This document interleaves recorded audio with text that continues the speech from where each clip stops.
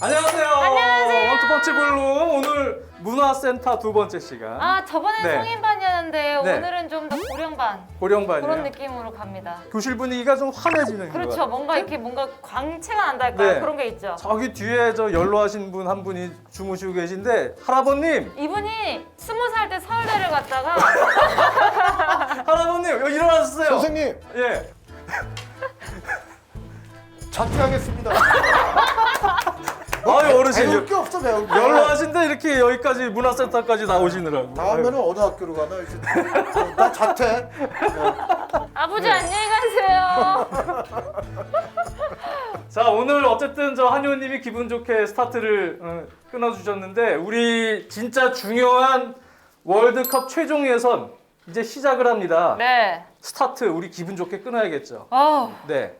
빈투 감독 예전에 4년 6개월 계약을 했을 때 뭐 중간에 아시안컵도 있었지만 사실 이거 하려고 온 거예요. 맞아요. 네. 이제 시작입니다. 이거 최종 예선 통과하려고. 이제 진짜 벤투 감독이 진정한 그동안 준비하면서 여러 우여곡절도 있었어요. 뭐 벤투 감독의 축구에 대해서 이러쿵저러쿵 뭐 빌드업이 어쩌니 뭐 여러 말이 있었고 또 지난 뭐 작년에 11월에 또 유럽 원정 평가전 가서는 또 멕시코전도 그렇고 뭐 경기 내용이 좋지 않았던 맞아요. 뭐 이런 상황에서 비판도 받고 뭐 했는데 어쨌든 이 감독의 계약의 목적은 결과를 만들어내는 거예요. 2차 예선을 어쨌든 안전하게 통과를 시켰습니다. 지난번 6월에 2차 예선 한꺼번에 우리나라에서 3경기 좀 약차였죠. 투르크메니스탄과 스리랑카 두 경기는 정말 우리가 그동안 좀 빈투에선 보지 못했던 아주 다이나믹한 공격이 잘 이루어지면서 우리가 5대0 대승을 거뒀고 네. 마지막 레바논전 이번에 최종 예선에도 레바논이 한 조에 편성이 됐는데 레바논전 2대1로 승리를 하면서 어쨌든 최근 분위기는 2차 예선에 약팀이 뭐 편성되긴 했었지만 우리가 벤투 공격적으로 이렇게 또 다이나믹하게 축구를 할 수 있다라는 부분도 봤습니다. 네, 맞아요. 긍정적인 부분도 봤고 했기 때문에 이제 이번에 진짜 아시아에서 가장 강한 팀들이 모인 이 최종 예선이 벤투의 진정한 시험 무대다. 어쨌든 벤투의 스타일이 어떻고 벤투가 선수 소집하는 철학이나 뭐 스타일이 어떻든 간에 결과를 만들어낼 수 있으면 본선에 진출시킬 수 있으면 그것으로서 일단은 성공이에요. 그리고 카타르 월드컵까지 갈 수 있으면 거기서 이제 카타르 월드컵 마치고 계약이 끝나기 때문에 소기의 임무는 완성을 하는 겁니다. 자 그렇다면은 이제 진짜 벤투가 치러야 될 진짜 첫 경기가 바로 코앞에 왔습니다. 이라크, 레바논. 이 두 경기가 이번에 홈 경기예요. 네. 네. 원래는 처음에 중동 팀들이 다 편성이 됐을 때 홈과 원정을 오가게끔 하는 일정이 나왔다가 아무래도 중동 팀들도 먼저 조금이라도 따뜻할 때 한국 가서 원정 경기를 치르고 왜? 나중에 원정을 오게 되면 춥습니다. 맞아요. 네, 11월 막 이 이후에 오게 되면 한국 날씨가 상당히 쌀쌀하기 때문에 중동 팀들은 그런 쪽에 신경을 또 많이 쓰더라고요. 그래서 양국의 합의하에 레바논전까지 우리 홈에서 먼저 치르고 또 나중에 원정을 가기로. 그리고 다음 달에 시리아전까지 홈 경기예요. 네. 그러니까 우리가 초반에 이라크, 레바논, 시리아, 이란, 아랍에미리트 이 중동 팀하고 편성이 됐지만 경기 1차전, 2차전, 3차전이 내리 홈 경기입니다. 요 세 개의 홈 경기를 연승으로 만들어 놓지 못하면 이번 최종 예선은 상당히 힘들 수 있다. 네. 네, 홈 이점을 최대한 활용해라. 그렇죠. 그래서 우리가 특히 홈에서 뭐 평가전도 그렇고 유럽 원정이나 이런 데 평가전을 가면 경기 내용이 좋지가 않았어요. 계속. 네. 어쨌든 원정을 가면 상당히 좋지 않았지만 홈에서만큼은 경기 내용이 많이 좋고 또 선수들 기동력도 좋아지고 전체적으로는 좋은 결과들을 냈었죠. 그래서 어찌됐든 이번 홈 3연전 특히 이번 달에 바로 이어지는 1차전, 2차전 홈 연전은 무조건 연승 가야 된다.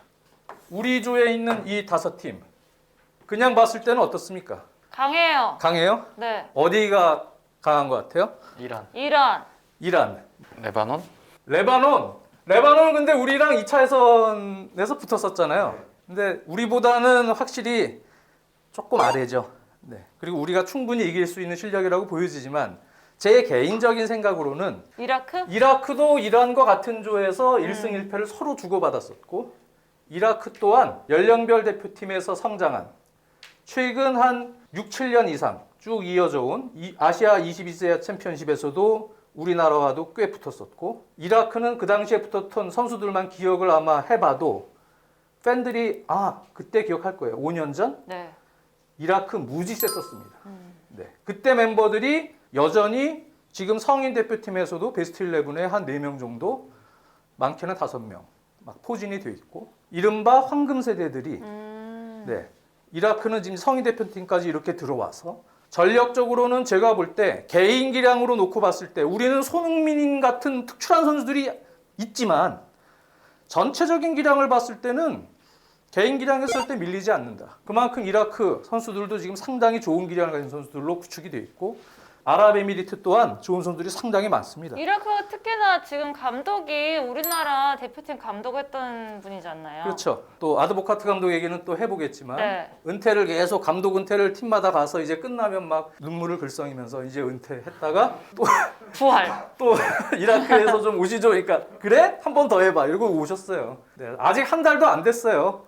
아드보카트 감독은 이번 달 초에 이라크 지휘봉 잡아서 네. 그때부터 선수들 파악하고 훈련을 시켰기 때문에 아직은 시간을 이제 많이 이라크 대표팀에서 활용하지 못했습니다. 네. 그래도 이라크는 이번에 우리와의 경기를 앞두고 전지훈련을 갔어요. 네. 이쪽이 이라크 협회가 상당히 이라크 내에서 불신이 많아요.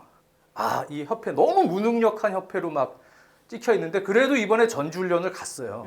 여러모로 아드보카트 체제에서 무언가 월드컵 본선 진출을 위해서 으쌰으쌰 하려는 분위기는 형성이 돼 있어요. 팬들의 불신은 많이 차 있지만 그렇기 때문에 상당히 조심을 해야 되고 네. 그리고 역시 이란은 우리에게 항상 그렇죠. 강했던 피지컬적인 역량이 있습니다. 아랍에미리트는 기술적으로도 상당히 좋은 선수가 많고 시리아도 무시하면 안 됩니다. 그래서 우리가 볼 때는 다른 팀들이 강팀들 다 저쪽으로 빠지고 많이 우리가 좀 까다로워하던 팀들이 중동 팀만 섞여서 좋은 것 아니냐 하겠지만 우리는 상당히 힘들어요. 홈에서 처음에 3연전이지만 그 다음에는 원정을 가서 또 경기를 치러야 되고 원정에서 이 팀들은 서로 거기서 왔다 갔다 하다가 경기를 치르는 사람들이 많기 때문에 우리는 시차에 대한 극복을 이 팀들보다는 조금 많이 해야 돼요. 맞아요.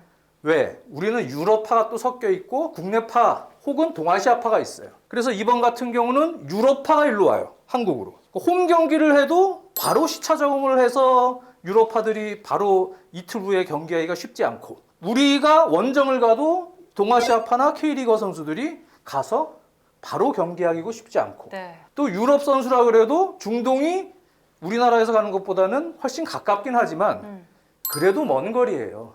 유럽, 잉글랜드나 이런 데서 오기에는 중동 자체도.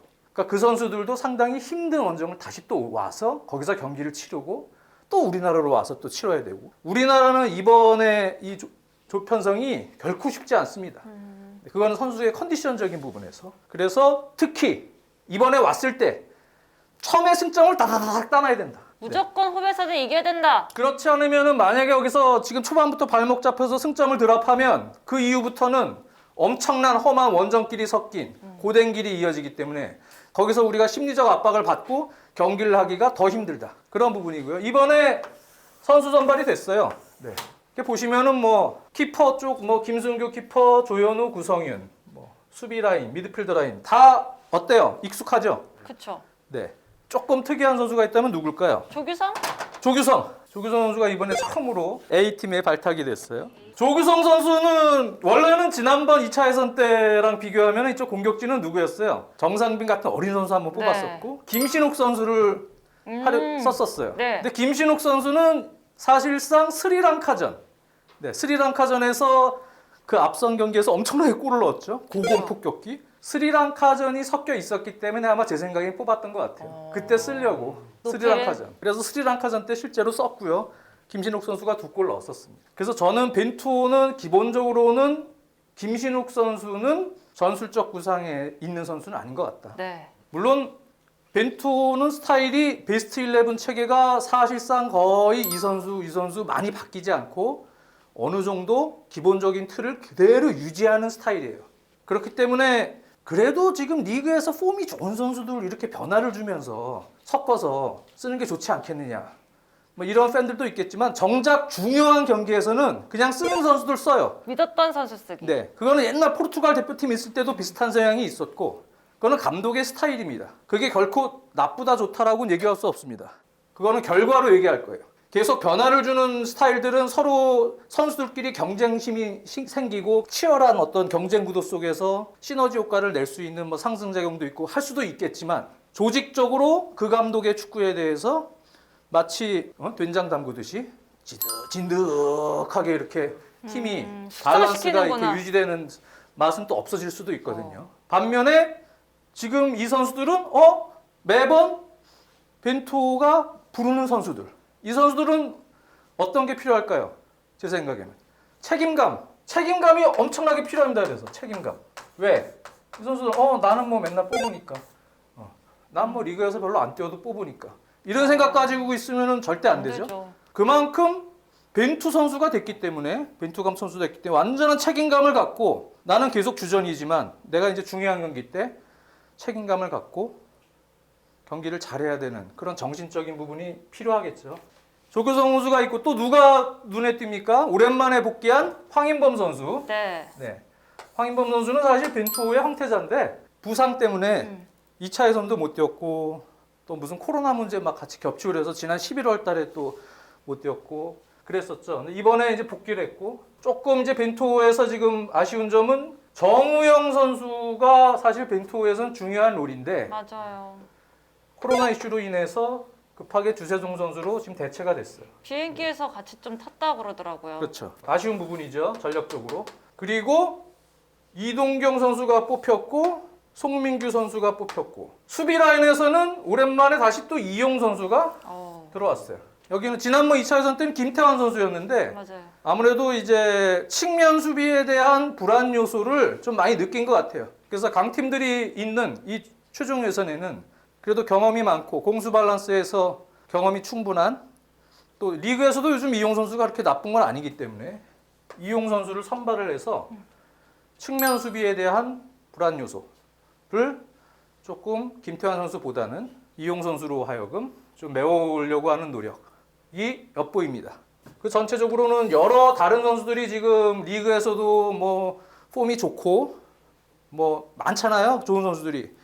주민규, 이동준 뭐 여러 선수들 유형의 선수들이 많지만 또 해외에는 이강인 선수도 있고. 근데 뭐 이강인 선수는 지금 리그에서 이적 문제 때문에 아무래도 전체적인 몸 상태나 컨디션을 또 대표팀에서도 체크를 했을 거고 그다음에 뭐 인터뷰에서는 전술적인 문제로 뽑지 않았다라는 얘기도 했는데 벤토가 아무래도 빌드업을 중시하고 또 미드필더들이 4-3-3을 쓰던 4-2-3-1을 쓰던 왕성하게 좀 내려와서 움직여주면서 연계 역할과 공격 시에는 배우나 뭐 여러 위치로 오프더블 움직임을 가져가는 그런 좀 다이나믹한 스타일을 좀 요구를 하는 것 같아요. 그러다 보니까 이강인 같은 유형은 정통 10번 유형 이런 유형은 벤토 감독이 지금 선수들 컨디션도 같이 점검을 하겠지만 이번에는 뽑지 않았어요. 근데 계속 아마 이렇게 바운더리에는 있을 것 같고요. 그리고 큰 틀에서는 우리가 예비 명단 50명 뽑아놨던 예비 명단이 있어요. 그 선수들 백신을 다 맞춰놨기 때문에 그 바운더리아에서 뽑아야 돼요. 그래야 우리가 또 중동 원정 가고 할 때 그런 문제들이 발생을 안 합니다. 그러니까 한번 예비 명단 뽑아놓은 바운더리에서 백신 문제 해결될 선수들 그 바운더리 안에서 뽑는 거예요 지금. 그런 부분도 탈락한 선수들 일부는 그런 문제가 있을 거예요. 그렇게 이해를 하시면 될 것 같습니다. 선생님 그러면 여기서 전체적으로 미드필더가 많다고 하는데 그게 결국엔 중동 축구에 조금 대비하기 위한 거예요? 중동 축구를 대비한다기보다는 그냥 이 선수들은 항상 계속 뽑히던 선수들이에요. 말이 나왔으니까 쉽게 얘기하면 여기서 뭐 베스트를 한번 구상해 본다면 대충 예상이 되잖아요. 왼쪽 윙포워드는 손흥민. 4-1-3-2 같은 운영도 간혹 안 해본 건 아니지만 기본적으로 손흥민 선수를 왼쪽 윙포워드 겸 후리한 롤로 놓는다면 손흥민 선수 있고 황의조 선수 있고 오른쪽에는 뭐 윙어 역할 겸 중앙지향적인 뭐 예를 들어서 권창훈도 있고 이재성도 있고 그렇죠? 예를 들어서 이재성 그리고 이제 중용하는 뭐 남태희 선수나 황인범 선수를 약간 중앙 공격형 미드필더와 또 수비를 받쳐주는 이러한 박스 연계 역할. 정우영이 못 들어오기 때문에 주세종 혹은 손준호 선수가 여기 허리로 들어올 수 있겠죠. 그 왼쪽에 뭐 홍철이라 들어온다. 그러면 센터백은 김영권이고 여기는 김민재. 이쪽은 공격적인 어떤 스타일로 조금 쓰려면 김문환 선수겠고 그렇지 않으면 이용을 쓰겠죠.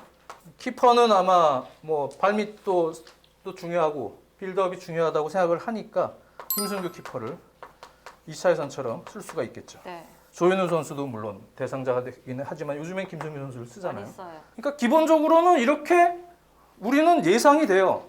그렇죠? 결국은 몇몇 후보군에서는 변화를 약간씩은 주지만 기본적인 틀은 바꾸진 않아요. 벤투 감독 스타일 이때까지 계속 보셨잖아요. 근데 사실 이러한 부분이 제 생각에는 단점으로 들어올 수도 있죠. 그렇죠. 이건 뭐 제가 그냥 생각나는 대로 하는 얘기지만 제가 만약에 이라크 감독이고 레바논 감독이다. 특히 이라크는 이번에 말씀해 주셨다시피 아드보카트 감독이 만 73세신데 들어오셨어. 페노르트 감독 하다가 끝내고. 레바논은 또 누가 왔어요? 새로. 하색 감독이 왔어요. 네? 체코 출신의. 네. 이 감독도 경험이 엄청나게 많은 베테랑 감독이에요. 감독이 지금 바뀌었어요. 다 새로. 바뀐 지 얼마 안 돼요.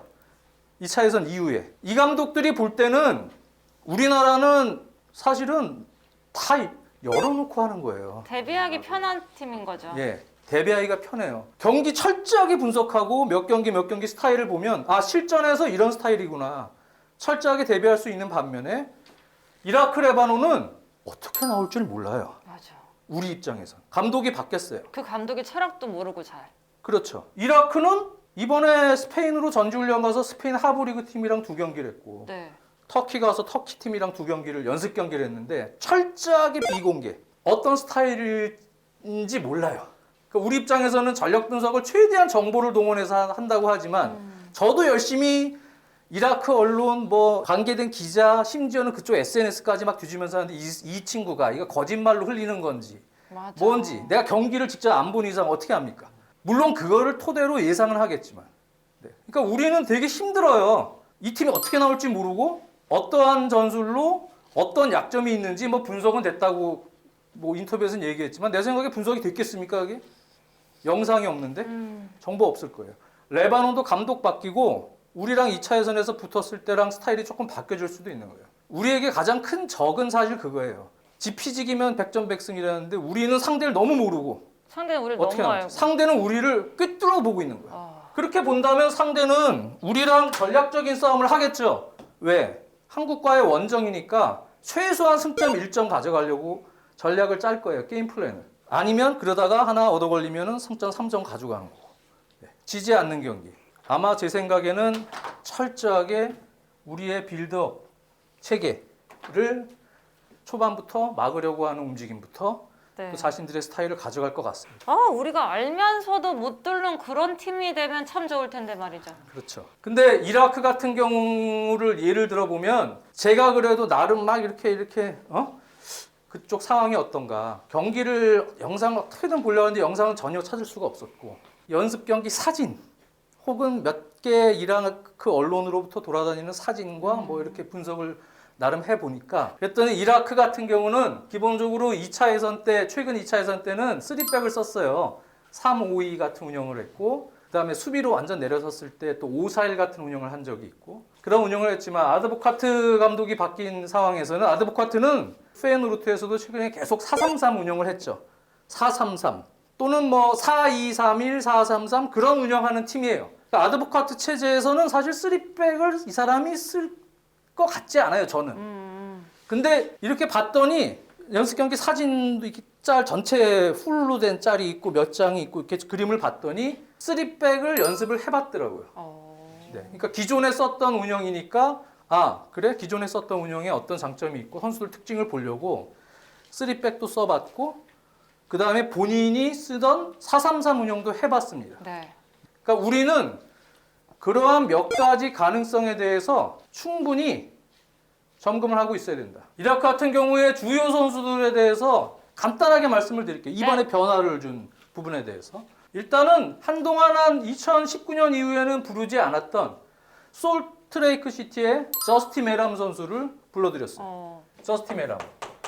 이 선수는 왼쪽 윙포워드를 소속팀에서는 많이 봅니다. 미국에서 원래 태어났고 미국 선수예요. 근데 이제 예전에는 그 외국 선수들 조금 불러오는 그런 시기도 있었거든요. 그때 좀 불렀던 선수인데 세컨 스트라이커도 볼 수 있고 윙포드도 볼 수도 있는 이 저스트 메람 선수를 데려왔어요. 이 선수도 상당히 능력 있는 선수예요. 그러니까 이 아드보카트 체제에서는 일단 능력 있는 선수는 개방적으로 뽑으려고 하는 그러한 체계예요. 외국인 감독으로서. 이런 선수가 있고 그 다음에 우리가 잘 아는 알리 아드난도 있어요. 이 선수는 황인범 선수가 되게 잘 알겠죠. 네. 밴쿠버 화이트캡스 팀 동료였잖아요. 얼마 전까지 계속 왼쪽 풀백. 이 아드난 선수도 능력이 매우 좋은 선수죠. 황인범 선수가 뭐 잘 알려줘야겠죠. 동료들에게. 어떤 스타일인지. 알리 아드난이 있고 팀의 공격 에이스인 모하나드 알리가 있어요. 뭐 포르투갈 리그 임대 가서도 뛰고 뭐 카타르 리그에서도 뛰면서 이쪽 이라크 내에서는 최고의 기대받는 공격수. 이번 이적 시장에 유럽에서 그 이적 시장 막판에 이적 문제를 해결하러 갔다가 내일 온다나 뭐 온다나 지금 늦게 합류하는 것 같아요. 그래서 경기를 뛸지 안 뛸지는 모르겠어요. 근데 이 선수는 전지훈련 가서도 이 선수가 골을 제일 많이 넣었더라고요. 네. 스페인하고 터키 전지훈련에서. 아마도 좀이라도 못 뛸 수 있는 상태가 되면 무조건 투입은 시킬 쓰겠죠. 것 같아요. 네, 이 무하나드 알리 선수는 이 선수 핵심 공격수. 이 선수 능력이 매우 좋아요. 힘도 있고, 돌파 능력도 있고, 슈팅력도 있고. 우리는 실수하면 안 돼요, 위험해. 네. 사파디 같은 선수. 이 선수도 중앙의 그 홀딩 미드필더 위치에서 왼발로 패스 공급해주고, 뭐 중앙 미드필더도 오가면서 연계 역할을 해주고 하는 선수. 이 선수 아주 센스 있는 선수예요, 이 선수. 창의적인 능력이 뛰어나고 그 다음에 뭐 후맘 타릭 뭐 또 우리 그 22세 이하에서 그 뛰었던 선수들 있잖아요. 그 우리랑 붙을 때 황금 세대들 뭐 레산 뭐 아트완 이런 선수들이 있어요. 이런 선수들은 여전히 대표팀에서도 주축으로 뛰고 있다. 이 선수들 황금 세대들 다 일원들이에요. 그리고 뭐 자바르 같은 선수도 있고 그 알리 파이즈라는 선수가 있어요. 이 선수를 제가 적어놓은 이유는 이 아드보카트 감독이 아마 제 생각에는 세 가지 시나리오에서 하나 들어올 것 같아요. 하나는 막상 한국 원정이고 내가 여태까지 전술적 철학은 가지고 있지만 나의 철학대로 전공법으로 가는 것보단 실리적으로 지지하는 경기 하자. 그래서 기존에 쓰던 5백 형태로 내려섰다가 역습을 하는 운영. 네.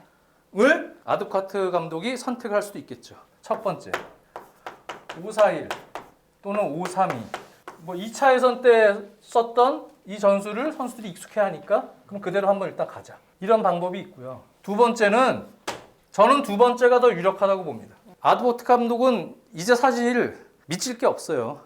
감독 커리어에서 제가 아드보카트 감독이라도 지금 은퇴했다가 번복을 계속했는데 여기가 사실 마지막 팀이라고 또 볼 수 있어요. 여기서 내가 커리어에 계속 상승을 위해서 무언가 실리적인 걸 해?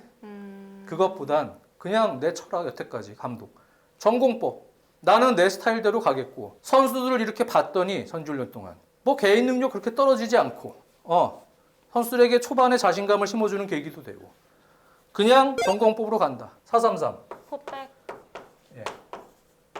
그리고 한국이 센터백 빌드업 해서 허리라인 쪽으로 들어오는 빌드업, 쇼패스 빌드업이 비율이 높다. 롱패스도 가끔 섞지만 앞에서는 철저하게 한국의 빌드업 패턴을 차단하는 그러한 동선. 거기서 자신들도 주도권을 잡고 볼 소유권을 뺏은 이후에는 자신들의 스타일대로 아드보카트의 433은 어때요? 역삼각형 형태가 상당히 다이나믹하게 좁은 간격하에 움직여주길 원하고 수비로 내려올 때는 커버 플레이를 강조하고 우리나라 월드컵 감독할 때는 커버 플레이 매우 강조했잖아요. 네. 측면 커버 플레이 4-2-3-1 쓰면서 그렇죠? 그랬듯이 이제 공수에서의 그런 밸런스를 매우 중요시 여기고 경기를 또 주도하길 원합니다. 그대로 전공법을 4-3-3을 쓸 수도 있고요. 또 하나는 이 선수들을 얘기하는 게 이유가 파에즈나 자바르 같은 선수들은 수비형 미드필더도 볼 수 있고 센터백도 볼 수 있는 유틸리티 자원들이에요. 이 선수들로 이번 전지훈련 때 그러한 테스트를 했었습니다. 4-3-3이지만 센터백 빌드업이 아니고요. 그냥 이 4-3-3은 뭐예요? 센터백 2명, 풀백이 여기 있으면 홀딩 미드필더를 중심으로 해서 2명의 미드필더가 홀딩 미드필더가 공을 받아주는 역할을 많이 하겠지만 이 선수들이 오르락 내리락 하면서 도와주고 이런 구조고요.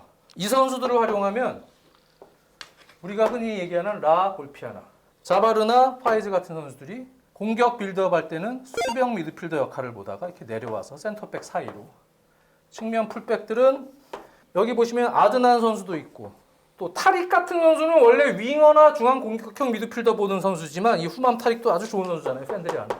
2차 예선 때는 윙백도 보고 그랬어요. 그러니까 어떻게 볼지 모르겠지만 어쨌든 여기에 약간 공격적인 선수를 놓고 이 선수로 하여금 라볼피아나 방식의 운영도 연습을 해봤다는 거죠. 이런 식으로 빌드업 체계를 운영을 할 수도 있는 거예요. 그래서 3백과 4백이 오가는 이런 유동적인 운영도 세 가지 안에 시나리오에는 들어갈 수 있을 것 같다. 네. 제가 볼 때는 좋은 선수들이 기본적으로 많고, 그리고 우리를 너무 분석을 잘했을 거고, 제 생각에는. 그렇다면 플랜을 짜기가 이라크 입장에서 쉬울 거고, 우리는 뭘 해야 되겠습니까? 어떤 루트를 통해서라도 이라크에 대한 시나리오에 대해서 철저하게 대응 전략을 짤 수 있어야 돼요. 저보다 대표팀에 있는 전력 분석관들이 훨씬 더 풍부한 레이더망을 가지고 있고, 그리고 아마 많은 자료를 가지고 있을 겁니다. 뭐 저는 예를 든 거예요. 네. 이런 정도의 가능성이 있다면 거기에 맞는 우리도 대처할 수 있는 플랜 A, B, C. 그러니까 우리는 맨날 하는 플랜 A, 포백에 기반한 플랜 A만 계속 써왔기 때문에 그걸로 계속 밀고 가면 이번 최종 예선만큼은 쉽지 않다. 우리도 이번만큼은 우리 선수들이 책임감을 갖고, 이 책임감이라는 얘기는 빈투의 감독 스타일은 선수들이 이제는 다 이해했을 거라고 보고요. 네. 결국 중요한 건 선수들이 이젠 뛰어야 됩니다. 선수들이 잘해줘야 됩니다. 책임감을 갖고 이러한 시나리오에 대해서 선수들도 인지하고 거기에 대응할 수 있는 준비를 하고 있어야 된다.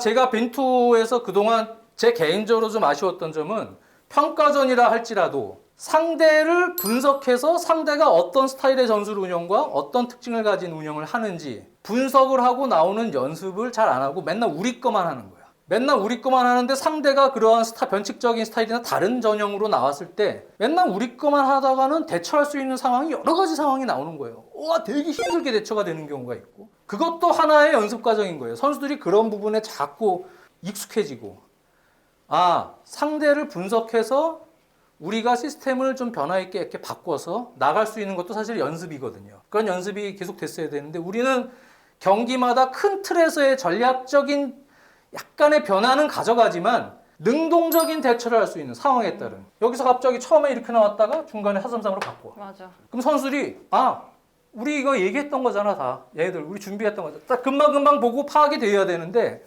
당황해. 준비가 안 돼 있으면. 뭐 그렇게 당황할 때 또 코칭 스태프들은 우리 이거 예상하고 있었어. 능동적으로 대처할 수 있는 플랜 B, C를 가지고 있느냐.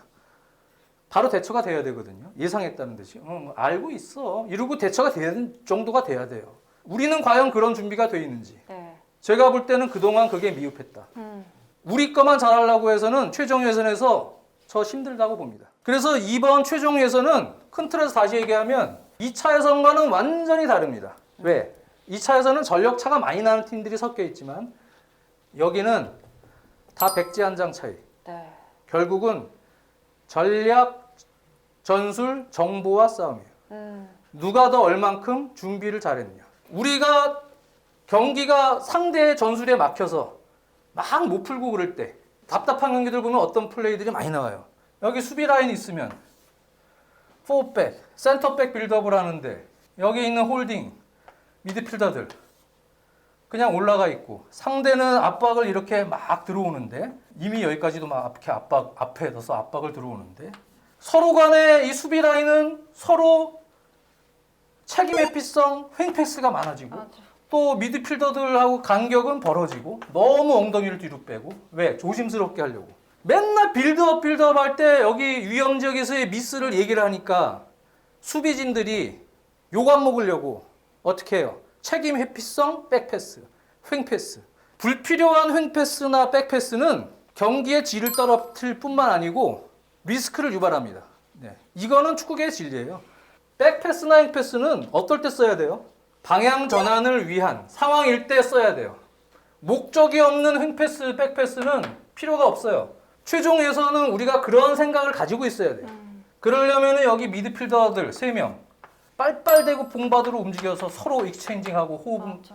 서로 얘기하면서 호흡을 맞춰줘야 되고요. 능동적인 커버 플레이가 이제까지 네. 잘 안 됐죠. 수비 라인은 더 적극적으로 전진 패스 활로가 있으면 넣어줄 수 있는 자신감과 책임감이 필요합니다. 그래서 김민재 선수가 들어온 거는 우리에게는 천군만마예요. 네. 김민재 선수는 그런 적극성이 있어요. 전진 패스에 대한 적극성, 라인도 적극적으로 올릴 수 있는 그런 적극성이 있는 거예요. 김영권 선수 또한 자신감 있게 상대는 우리의 빌드업 패턴을 이용해서 풀백들 잡으려고 들어올 거예요. 빌드업 패턴 잡으려고. 그러다 보면 도망다니다가 어떻게 해요, 우리? 뻥! 사이드. 손흥민 선수 쪽으로. 뭐 황희조 선수 돌아가는 쪽으로. 정확도가 떨어질 수밖에 없고. 네. 그런 식으로 계속 유지가 되면 우리가 어떨 때 말리는 경기들 특징이 뭐예요? 슈팅이 잘 안 나와요. 네. 공격, 박스 안에 결국은 공격 해결할 수 있는 찬스를 못 잡고 우리가 원하는 빌드업 못해요. 우리가 원하는 빌드업이 뒤에서 꽁무니 빼고 계속 백패스하고 횡패스하는 빌드업이 절대 아니에요. 이 앞에 파이널 서드에서 여기서 점유율을 잡고 있는 것이 진짜 점유율이에요. 이 뒤에서 점유율을 잡고 있는 거 밀려서 이렇게 계속 도망다니는 거 아무 소용이 없어요. 그러니까 우리 선수들이 아까 얘기했던 이 책임감이라는 얘기를 제가 강조하는 이유는 선수들이 자신감도 중요하지만 절대 두려워하지 말아라. 지금 벤투는 이젠 선수들 너희들이 해야 되는 거다. 내가 볼 때는. 선수들이 스스로 이제 최종 예선을 뚫고 나가야 되는 거기 때문에 누구를 탓할 수도 없고 본인들이 책임감을 갖고 이걸 만들어 나가는 거예요. 절대 도망다니면 안 돼요. 그렇지 않으면 이거는 통과할 수 있다고 봅니다. 도망다니면 내가 혼날 거야. 그래서 홈 경기인 것만큼 이번만큼은 그런 부분들을 잘 고려해서 나가면 충분히 이번 홈 2경기 잡을 수 있다. 그래서 이제 우리 다음 원투펀치 시간엔 뭐 어떤 얘기를 주제를 할지 모르겠지만 그 기간 동안 지금 2경기가 다 아마 끝날 겁니다. 그리고 나서 한번 또 얘기를 나눌 수 있는 기회가 있으면 얘기를 해보겠습니다. 2일하고 7일하고 있으니까 여러분들 많이 응원해 주세요. 자, 오늘 원투펀치 블루는 최종 예선 시작하는 네. 우리 벤투에 대해서 한번 얘기를 해보는 시간 가져봤어요. 네, 다음 시간에 뵐게요. 감사합니다. 네, 감사합니다.